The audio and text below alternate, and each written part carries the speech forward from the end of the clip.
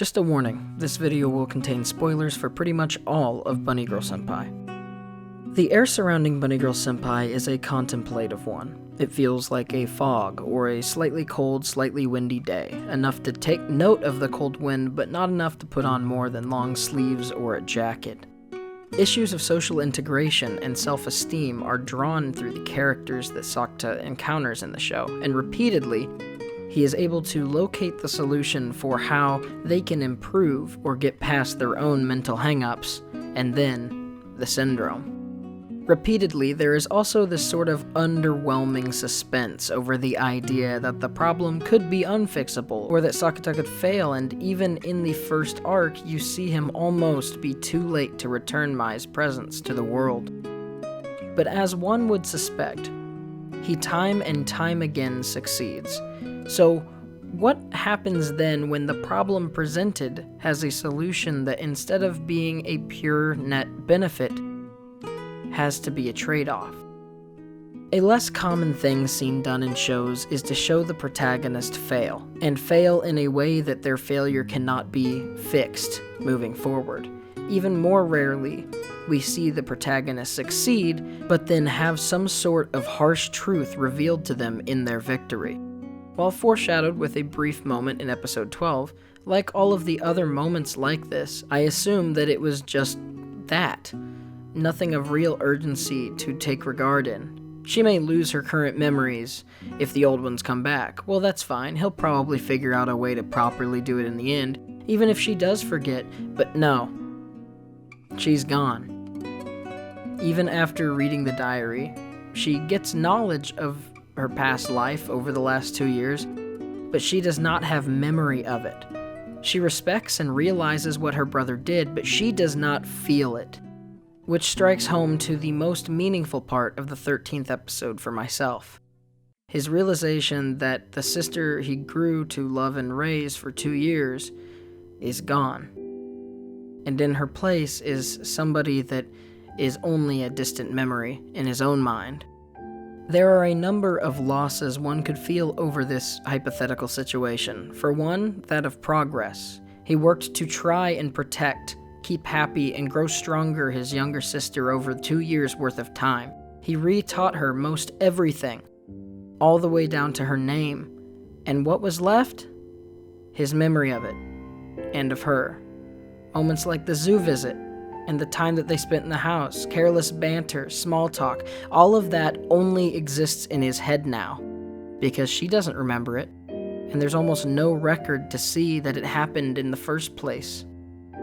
Sakata, I feel, gets hit by this, not because he didn't love and want his sister to return how she was, but because it essentially became a trade-off between one version of his sister and the other, like two people that have to be traded.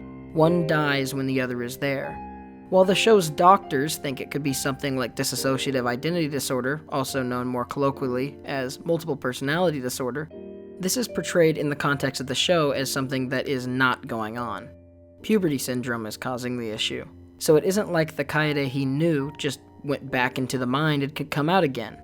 Instead, it is like the Kaede he got to know from the last 2 years is dead. So Sakata begins to cope with this like she has died. He has to talk to his sister like she is a completely different person now, because she is. Her personality, to her interests. This bothers Sakata, as he feels guilty and selfish to be sad over what is essentially a success. To mourn her when he had helped her. To cry because Kaede left him trying to instill happy memories, and not sad ones.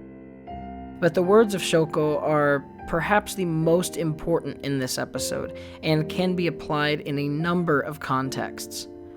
When Sakata tells Shoko that his crying will betray Kaede's goodwill, and that when Kaede had tried so hard, what right did he have to ruin it?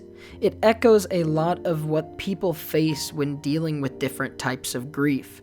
To have wanted to do more, to feel guilty for the feelings they have, angry with themselves, scared that there was something that they might have missed. And Shoko, I think, quells some of that. She says, in what I think is probably the most important single line from the show, That sadness is another precious thing that Kaede has given you. It shows exactly how big Kaede's existence was. I think that goes for a lot of things, not just when people pass, but when situations, objects, anything pass from you or by you in speeds that you can't handle or control. Do not deny yourself grief out of some fabricated self-inflicting standard. Work to move yourself forward to the capacity you can, and don't hurt yourself further when you're so angry that you end up stumbling. I know lately in my own life I have felt angry and impatient and upset and tried to push myself farther, almost out of punishment or some sort of defiance. And whenever I am so fueled by these negative emotions and I fail, I hit the ground even harder than if I would have just stayed down for a little bit. You can only repeat that process so many times. I like that Sakta has the ability to only sulk for a bit before putting things back together and pushing forward. Sometimes that is difficult, but I am sure it was possible due in large part to him heeding that advice that Shoko gave him.